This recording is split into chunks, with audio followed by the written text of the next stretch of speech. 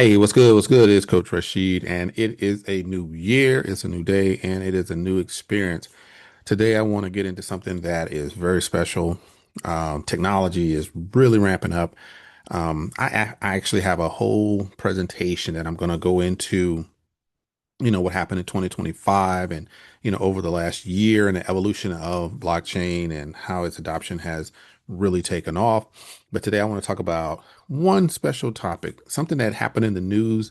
Um, it's been probably about I don't know, 4 or 5 months. I think I've seen little bits of information. I've caught some of the acronyms of the agencies and didn't really put it all together, didn't really understand what they were talking about.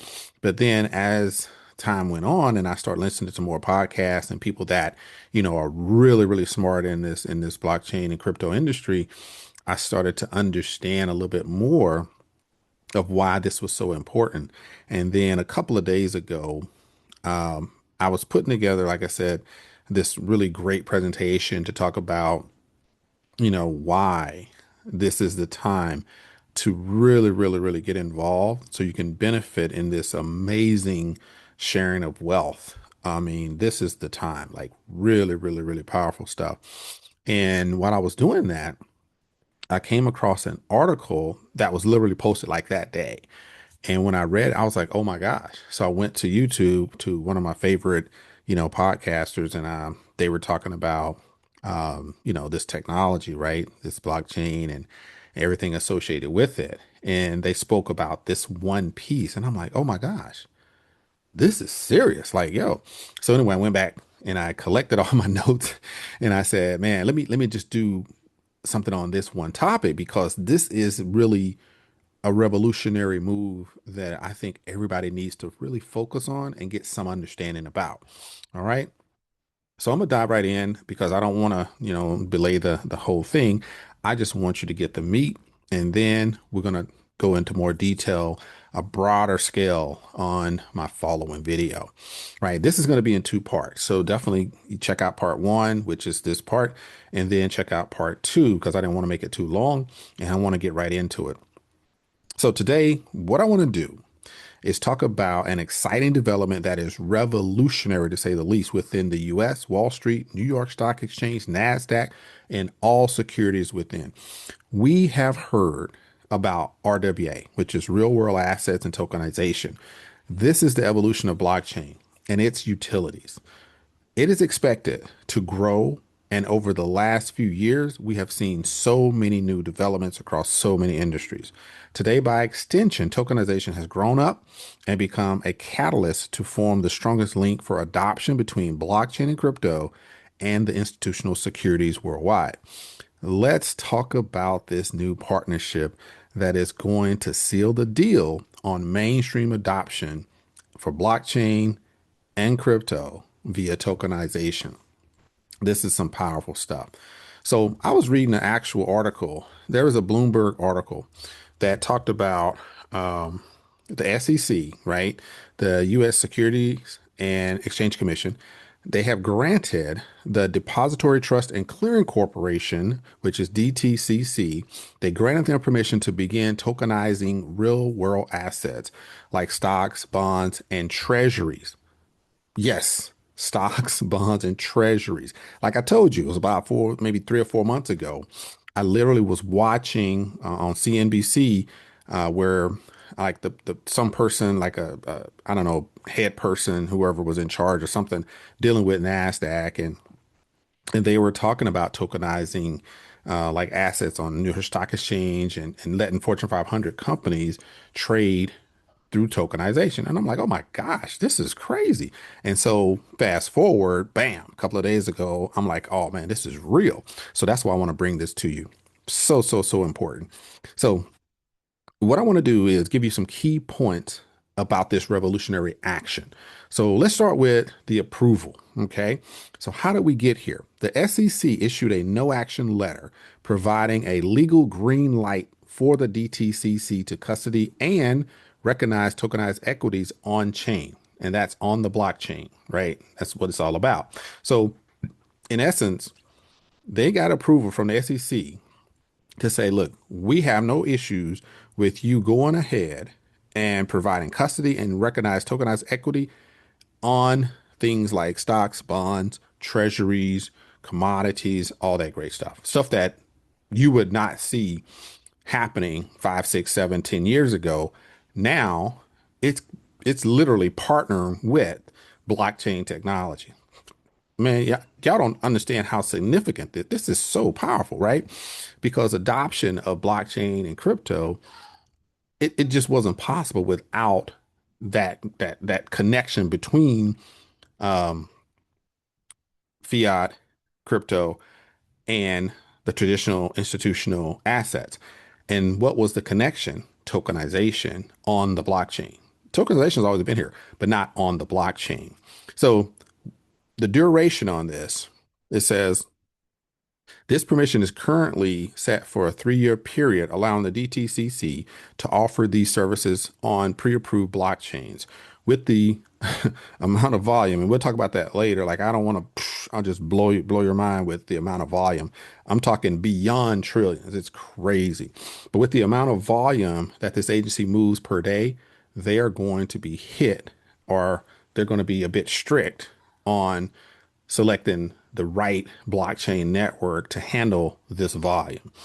Like the DT, I didn't even explain what DTCC is, right? In my other actual presentation, I literally give it like 3 slides. It is a lot of great information.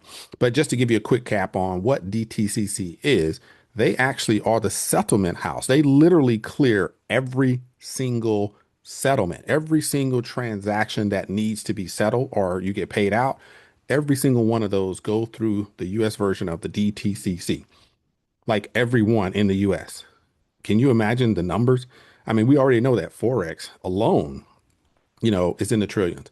We know that crypto is in the high billions. So you got to imagine stocks, bonds, securities, mutual funds, ETFs, all of those, you add that and the commodities to it as well. Yes, the numbers are in the quadrillion or quintillion or whatever's come beyond the trillion. That crazy number. Like it's like what? It's a crazy number, right? And so we'll talk about that on the other one, but this is not about like the individual pieces. This is just giving you that big overview of why this is so significant. Right. So, with that being said, why is it so significant? This is considered a major step towards integrating traditional financial markets with blockchain technology, potentially increasing efficiency in how securities are settled and tracked. So, when I say securities, like I said, we're talking about stocks, bonds, commodities, anything in that realm under Treasury, kind of control. The SEC they had did a recent approval for the DTCC to tokenize securities. This marks a significant shift in financial infrastructure.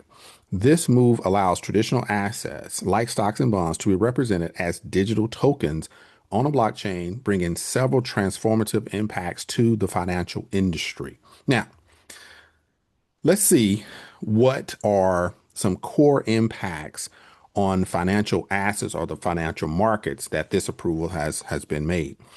The integration of blockchain into the DTCC's ecosystem changes how assets are managed, traded, and settled. The first thing I want to talk about is we know that most markets are open 5 days a week, right? So you're looking at what, 40 hours, 5 days? That's it, right? 40 hours a week. That's it. Crypto is 24 hours a day, 7 days a week. Okay. But when it becomes more regulated, then it falls into that kind of a 40-hour week, right? By 3 or 4 or 5 o'clock, boom, you have to wait till the next day. Look, I go on E-Trade sometime and I want to buy or sell, and I go in, I find a stock, I hit buy, and it's like, too late because I'm on the West Coast. So it's 3 hours back. So if I don't get in there by 1 o'clock, then I don't get to buy that stock. So I know how that works because firsthand experience, right? So right now, um, I want to give you that comparison so you fully understand this high impact. I mean, every single like word of these articles was just mind blowing. The first thing that they did was that they said, we're going to go to a 24/7 market access. 24/7. Do you know how high impact that is? Like straight up, Unlike traditional exchanges that operate on a fixed schedule, like I said, 40 hours a week, tokenized assets can be transferred and traded around the clock, including after hours and on weekends, because of this approval and partnership. This is a major shift for your investments and the exchanges. Yo, this is huge. This is big, big, big time. Think about if you're trading with the stocks or bonds or whatever, and you're doing pretty good. Let's just give it a number, right? Let's say if your money's in the stock market and you're trading between, the trade desk anyway is doing their thing with your money between 9 a.m. and 4 p.m. and you're making 1.5%. Now that it's open 24 hours and they have a more efficient system, right? And it's tokenized and you can get paid anytime. That 1.5 can easily become 2.5. You see what I mean? So take that and times whatever number that you want and see how your money works for you. This is huge. Also, with the extended time that's being traded and your money is working for you, they also have created faster settlements. Tokenization moves the market towards atomic or near instant settlement, a massive shift from the current T plus one, which is T, right, plus 1 day, right, standard, which reduces counterparty risk and frees up capital. The first thing I think about is take profit, right? When you want to take profit, you close that trade and you really want to take the profit off the top, leave your principal in, and it still takes some days to get that to you, right? Because it's got to clear through so many different parties. Well, guess what? Now it's near instant.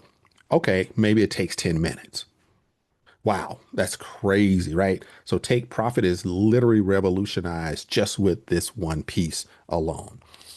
And there's other things. Enhance collateral mobility. And that's a very, very interesting title for this particular part. But simply put, digital tokens can be moved across jurisdictions and time zones instantly, allowing firms to deploy their assets as collateral exactly where and when they are needed. Boom, right? So if you know about and think about one of the first things that crypto was supposed to help was the unbanked, right? And the unbanked and the underbanked. And that was basically you have people that are expats in countries. Why? Because in their own country, they aren't able to make enough money. So they go to another country, more developed country, they earn money. And guess what they do? They send their money back home. And therefore, they have to pay all these fees in order to get their salary sent all the way back across through, MoneyGram or Western Union or whatever like this. And so they pay all these fees to get that done. But crypto comes along and says, hold up, we can use the blockchain, right? And you can have near instant transactions for a fraction of the cost. Why? Because it moves at the speed of data. And that's what the blockchain brings to the table. And XRP is one of the best in the business that's doing that. But here's what's interesting about it, right? Anywhere across jurisdictions and time zones, instantly allowing firms to deploy their assets as collateral exactly where and when they are needed. That's just so powerful because people don't have to wait for their money anymore. And when we, from studying blockchain and the utilities of that, you have the proof of location. You have big business that's doing shipping. And a lot of times when you're talking about shipping, actual shiploads of cargo or different commodities, it takes until that thing is delivered, you don't really get paid, right? And there's a lot of checks and balances in the middle. But when you put that on chain, guess what? Near instant payments. You get paid pretty much before the thing leaves the dock. So that is powerful. So this right here is literally bringing all of those concepts and pilots into fruition today. And that's why I'm so excited because this is moving everything forward. All right. So one of the most important pieces of this, because this is close to my heart because I'm literally invested in this type of business. Um, Fractional ownership of high value assets. This is one of the best pieces of this revolution or this evolution of this technology and these partnerships with government agencies. It says high value assets can be broken down into smaller digital units, making investments like private equity or institutional grade bonds accessible to a broader range of investors. These are in the securities arena, as we know. All of this is about trade desks. It's talking about, stock exchange. You're talking about bonds. You're talking about commodities, things like that, right? Well, we know that this has been very successful within the real estate arena via tokenization. So, with tokenization and real world assets, what's more real than physical properties that's tokenized? And so, if you in the past got into real estate and you went through the I want to be an agent perspective, you had some challenges. You had a lot of fees. You got to get licensed. You got to get relicensed. You got to get approved. You got to do the marketing, promotions, and staging. You got to do it all. And then you recoup a little bit of that on the back end when that house gets sold. Well, guess what? Are you able to go out and buy that apartment complex? Are you able to go and buy that whole, commercial block? Probably not. But with tokenization, guess what? We're doing that today with one of the most profound companies in this crypto and blockchain business. And we're going to talk about that on our other video as well. But that is so powerful because it confirms kind of where we're already at in the business that I'm in. And this right here is just another level of adoption that I want everybody to understand. And that's why I'm doing this right now. So, what about the operational and regulatory shifts? Basically, what impact is it having in a regulatory sense? The DTCC's pilot program introduces new technical and legal standards for digital finance. Programmable compliance is number one, right? Using smart contracts, regulatory rules like dividend payments, voting rights, and transfer restrictions can be embedded directly into the token's code, automating complex back office tasks. Back to the AI piece, right? Back in 2020, AI was a big topic. You heard it all about it, you heard it everywhere. I read a book called The War on Normal People, right, by Andrew Yang. And he talked about the automation and how it's coming. And if you're not prepared, right, from a skill set perspective, if you don't have the skills, then you need to upskill or reskill. Figure out how to get the skills, right? And so when you take this AI, that AIs can replace a lot of back office tasks, right? So back office can mean physical people doing actual repetitive work, or it could mean some type of automation. So you kind of have to be the person that knows how to do that in order to be valuable in this age. Another thing is bringing TradeFi and DeFi into the picture. So when you're bridging TradeFi and DeFi, this program creates a single pool of liquidity where tokenized assets share the same identification number, right, as their traditional counterparts, allowing them to move seamlessly between traditional finance, which is TradeFi, and decentralized finance, which is DeFi ecosystems. When the DTCC takes securities on blockchain, look at this. Adoption is here. It's not on its way. It's not being tried. Adoption is here. What does that mean? When the DTCC takes securities on chain, adoption is here. The traditional assets and tokenized assets, the traditional and tokenized assets, right? Your stocks and bonds and ETFs and all of that, and your cryptos share the same ID.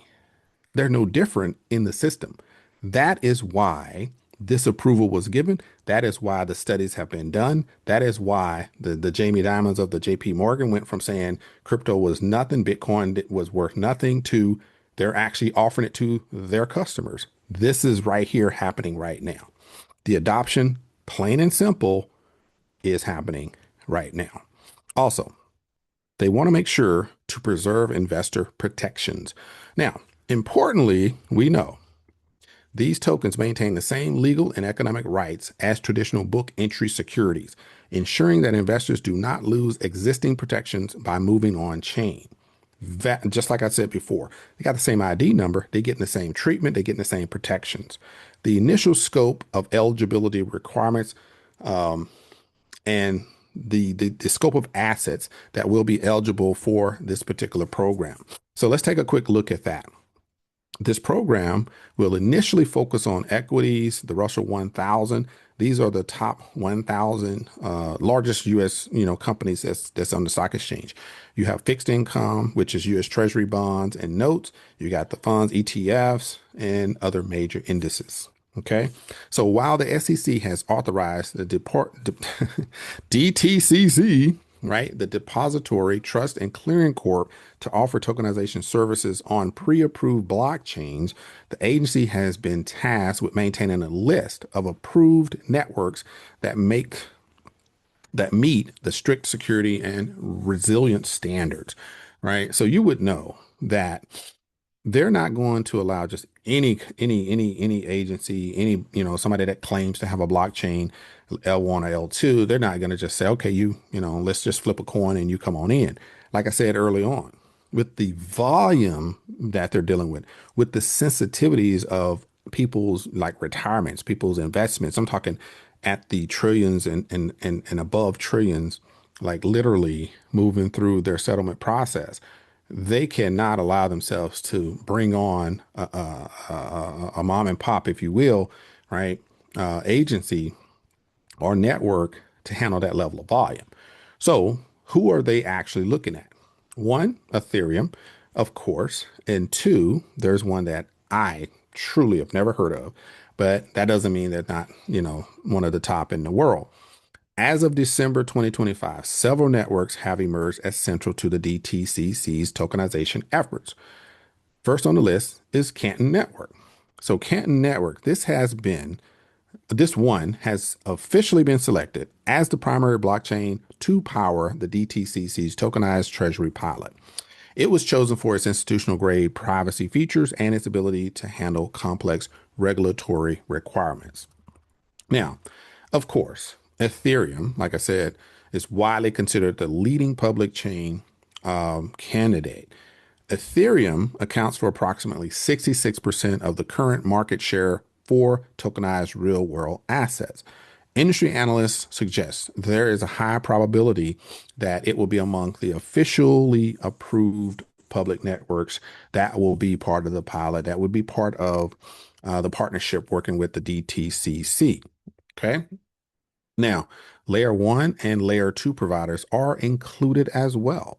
The SEC's no action letter explicitly authorizes the DTCC to support both L1, which is foundational, and L2, which is scaling networks.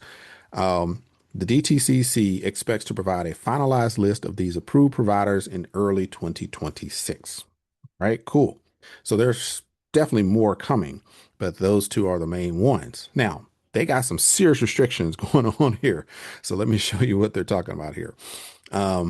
These are the technology requirements that their selection criteria for the right blockchain networks. They really want the right people, the right agency, the right networks, because for that blockchain to do what it needs to do in the space with the volume, then they got some requirements that are way up here, right? So for a blockchain to be added to the DTCC's approved list, it must meet several objective and neutral technical requirements. So one is override capabilities. The DTCC must maintain a root wallet on the chain, allowing it to mint, burn, or transfer tokens in cases of error or malfeasance. As you can see, they are not given the power over to this blockchain provider, definitely not solely on its own, right? They will keep a tight leash and maintain control at all times. I mean, of course, that's what you would do too, right? The other thing is restricted transfers. Now, the network must ensure that tokens can only be transferred between registered wallets held by authorized participants.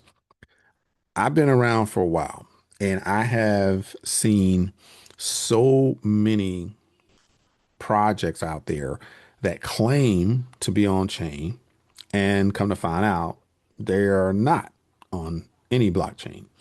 And it's easy to find that information on the Blockchain Explorer. And so if you're not able to do that, then you could easily see your money slipping away, right? So this is just a very, very clear way that they ensure that whatever money is being transacted is going to a registered wallet because they can actually see that on chain. And one more thing, resilience standards. Systems must maintain high internal ratings, demonstrating the ability to operate across multiple geographic locations during a disruption. I think anybody and everybody understands what that means.